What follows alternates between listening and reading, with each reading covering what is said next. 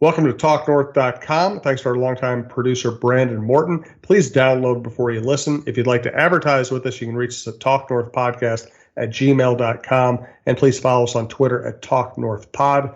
2 promo codes to be aware of. BiteSquad.com. Use the promo code TalkNorth to get your first delivery free. And go to SodaStick.com, the great local apparel company. Use the promo code YouBetcha to get free shipping on any sized order. Thanks a lot for having me. I appreciate it. Thanks for having me on the show, Steve. Should be a good one. Thanks for having me, Steven. Double S anytime, man. Christopher Mando Russo here. You are listening to Steven Strom on TalkNorth.com. Always passionate, always fiery.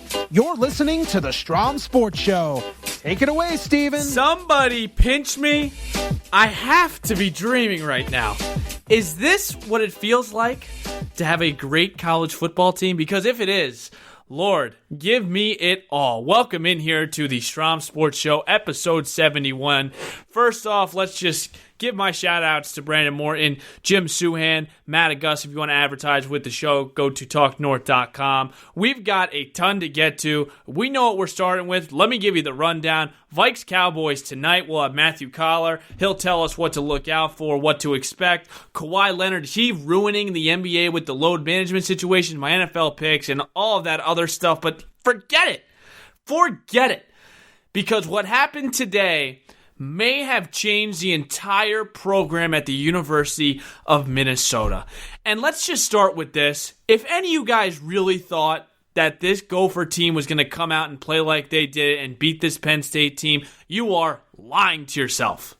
You are all lying if you thought that this was the Gopher team that we would see against number 4, third best defense in the country, Penn State. You know, before the game, I was talking to my dad, and I said that it had to be 3 things that needed to happen for the Gophers to win this game. 1, they had to have, execute, and play the perfect game/game plan. And they did. Tanner Morgan was nearly perfect. He only threw for 2 incompletions. Number 2, they had to have their playmakers make plays. Bateman, Tyler Johnson, they combined for 300 receiving yards, while the trio of running backs combined for 117 yards. And number 3, they had to respond to adversity. Shannon Brooks fumbles this ball in the third quarter. Everyone in the stadium, every Gopher fan at home are looking at each other and saying, here we go. This is how it starts. This is what it's going to be. Minnesota choke all over again. And they did that and much more in terms of having the perfect game plan, having their playmakers make plays, and responding to adversity. Antoine Winfield made plays, 2 interceptions. Tanner Morgan was flawless. Rashad Bateman showed out. This was a complete team effort. You needed the perfect recipe to upset a team like Penn State, and you got it. Everything that had to go right went right. And kudos to PJ Fleck. Every program needs a signature win to put themselves on the map. This was it for PJ Fleck and the Gophers. You know, 4 years ago, Penn State beat the Gophers in overtime with Saquon Barkley, and that kind of catapulted Penn State to an elite program for the next 3 years. Because remember, they were in shambles before that. That overtime win catapulted them into a great program. That came full circle today. Because this victory for Minnesota puts them on the map. And now they can use it as a springboard to an elite program, as PJ Fleck always refers to. I mean, it is actually remarkable, this game today. Because at so many moments, you're pinching yourself. You're like, oh, man, 7-0? All right. Well, you know, it was a fluke. You know, we're up 7-0. Okay, now it's 14-7. You know, and then Penn State comes down and scores. Okay, it's 7-7, 14-14. And then every single time, Penn State punched back. The Gophers responded. They got up. It was honestly remarkable to watch. It was like I was dreaming. I'm going to keep referring to that. And late in this game, in the fourth quarter, where Penn State gets the ball back and they're on the Gophers' 15-yard line, once again, it was going to be the same old Minnesota. Oh, we played them tough. Oh, we had it right there. We had it in our hands. And then at the end of the game, you choke. And you're just playing well enough to lose. This time, it was the Gophers' day. it was Minnesota fans that finally got to bask in the sun and say, yes, we finally had the victory we've been waiting for years. For years. And I've got to start here with PJ Fleck, because me, you, and everyone else, after these first 3 games where they're barely beating South Dakota, they're barely beating Georgia Southern, and they're barely beating Fresno State, you're all rolling your eyes with PJ Fleck. Oh, this guy is a fraud. I remember the first thing he said when he got to Minnesota a couple years ago. I think it was 3 or 4 years ago. PJ Fleck goes to his press conference and says, Minnesota is a sleeping giant, and I rolled my eyes. And then PJ Fleck first introduced row the boat to Minnesota, and I smirked. When PJ Fleck used the word elite in every other sentence, I chuckled and thought, who the hell is this guy? And you know what? PJ Fleck is this year's 2019 Coach of the Year in college football.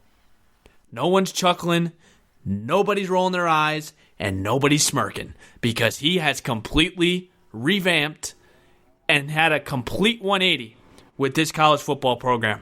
I felt prideful watching this game. You felt like you belonged. You felt like, wow, this is what it feels like to be in a late November, real Big Ten game with legitimate chances at a Big Ten championship, because now they do. You have 3 games left and a 2-game lead. You got to beat Northwestern, you got to beat Iowa, you got to beat Wisconsin. And hell, we can start dreaming, because if you win out and you beat Ohio State, you're going to the college football playoff in Miami. Imagine me saying that in September, and once again, I'm not taking any credit. Because I didn't believe in this team at all. I thought this would be a double-digit victory for Penn State. But kudos to PJ Fleck and the entire Gopher team. And I got to give it to him as well. He never changed. You know what I'm saying? You sometimes have guys where, they're all happy and excited when they're winning, but even when the Gophers were struggling, Fleck kept the same attitude, kept the same mottos, kept the same sayings, and he never changed. He kept the same vision that he was telling the people of Minnesota forever and ever. And he proved everybody wrong today. And the word culture, I think a lot of people roll their eyes as well. Oh, culture, this guy always... Nah, culture is essential, especially in college football. And we're seeing that. PJ Fleck exemplifies that. I can't even fathom this win today, because it means so much to the guys, to Fleck, to the program, to the state of freaking Minnesota. Because you know what? We have been waiting for this. We deserve to celebrate Saturday night. This was an incredible game. I don't want anyone to think that Penn State all of a sudden is overrated or no. Penn State is a very good football team. Penn State can beat Ohio State. Penn State deserved to be number 4 at the time. But you know what? They ran into a team that was ready to freaking go. And I think that was the biggest question coming into this game. Can the Gophers hang around with the cream of the crop? And they answered the bell today. They 1,000% answered the bell. All the credit to the Gophers, and this can turn into one of the most complete, most best football weekends that I remember in Minnesota sports. Because you can go and beat Penn State, who's number 4 in the country, and you had a chance tonight to beat the Cowboys and to get to 7-3. Can't say enough good things about the Minnesota Gophers. Completely made the weekend. Even if the Vikes lose tonight, this is a weekend to remember. Students storming the field, beating the number 4 team in the country. And once again, now we can dream a little bit. We have legit dreams. Where you win out here and you go to play Ohio State, you win that, you're going to the college football playoff. Matthew Coller, he'll come up here in just a sec. He'll preview the Minnesota Vikings and Dallas Cowboys. Who's got more pressure? Dak Prescott, Kirk Cousins? We'll talk about that a little bit, what to look out for, and all the matchups. Stay with us here. Matthew Coller's up next. And we're joined here by Matthew Coller of Skor North, my good friend. The Vikings and Cowboys face off Sunday night, so he's here to help us out. First of all, Matt, how's everything? I'm doing really well, man. Prepared for the stretch run. It's going to get exciting. it is going to get exciting, and we talk about Kirk Cousins and how well he did in the month of October, but all that is kind of thrown out the window as we approach the meat and potatoes of this schedule. Before the Kansas City game, the last 4 Viking games were really gelling, and we'll close the lid on the Chiefs game after I asked this. What do you think was missing last Sunday, or was it something that the Chiefs figured out that caused this winning streak to come to an end last week?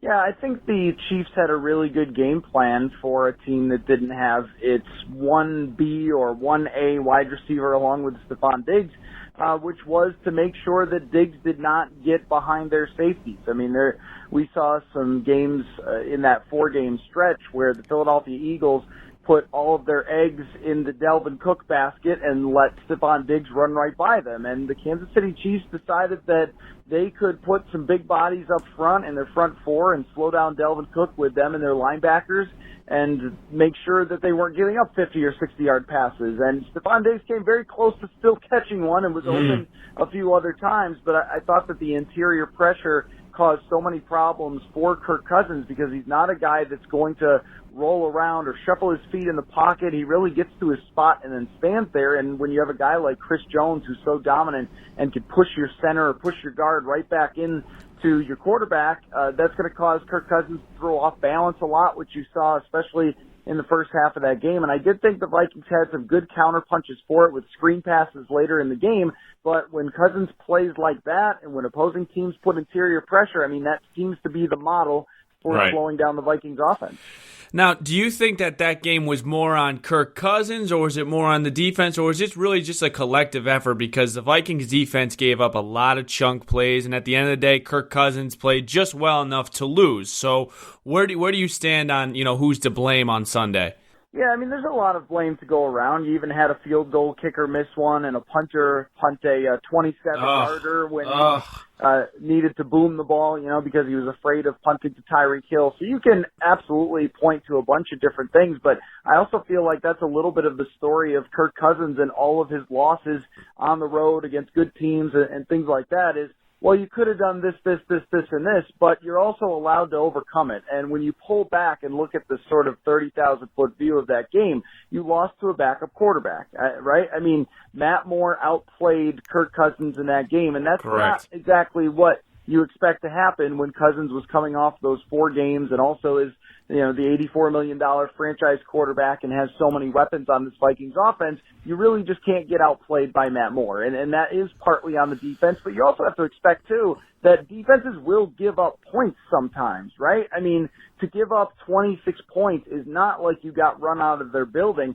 especially when, the special teams gave them that extra 3 with the bad punt and so forth. I mean, so, I guess I look at it as when you get the ball 2 times with a chance to go win the game against a defense that isn't all that great in Kansas City, you should be able to count on your quarterback to do it and not go 3 and out twice. I would agree. Let's go to the Cowboys-Vikes. A huge game, as I mentioned before. Vikes 6-3, Cowboys 5-3. Cousins is 1-6 against Dallas. Now let's just look at the whole game really quickly. When you look at this game between the Vikes and Cowboys, what team has a clear-cut advantage, and where? Is it the Cowboys front against the Vikings offensive line? Give me your thoughts.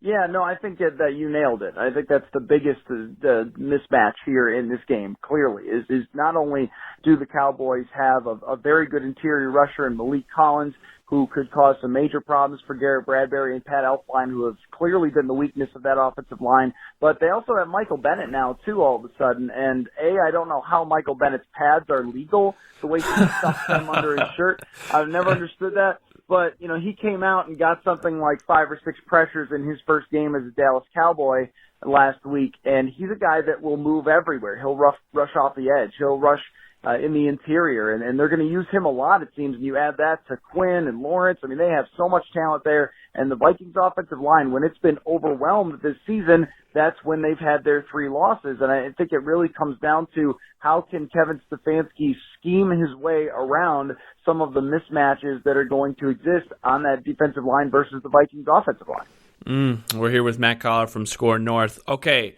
I think these teams have a ton of similarities with each other. I think they both have a quarterback that people question. I think they've got great weapons on the outside. They've got a tremendous defense. Both kind of have a bad loss. Vikings with Chicago, Cowboys with the Jets.